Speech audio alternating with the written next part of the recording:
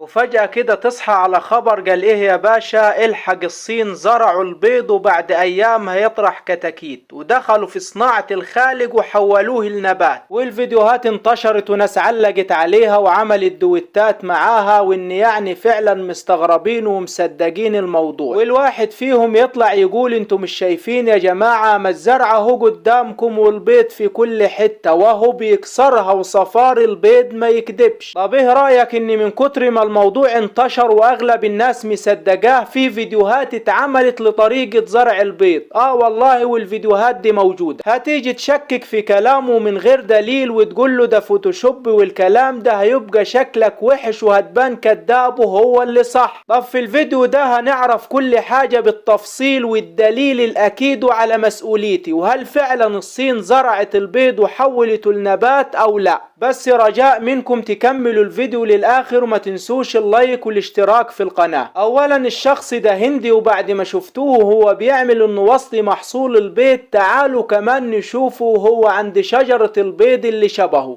قال يعني شجرة الليمون او اليوستفند اللي في بيت جنابه طرحت هي كمان بيض. وتعالوا نشوف برضو الصبارة اللي في الحوش عندهم وهي طارحة بدل البيضة 2، وجاب المعلقة يا باشا وكسرها، والمرة دي بيدوقها قال يعني اثبات حالة والموضوع حقيقي. لا وعجبه الطعم قوي، تقولش بيدوق رز بلبن. ده حتى النخلة ابن اللذينة ما رحمهاش، اللي معروفة في العالم كله بتطرح بلح، النخلة الهندي بتاعته طرحت بيض. طب حتى يا اخي علق البيضة في الجذع مكان البلح، ما علقها في الزعف. فيه نخلة في الدنيا كلها بتطرح من زعف جريدها، بس هنقول ايه، نخل هندي. لما بحثت ودورت مين سبب الاختراع ده وليه الشخص الهندي حابب يستخف بعقول الناس كده وواخد الفكرة من مين، لقيت انه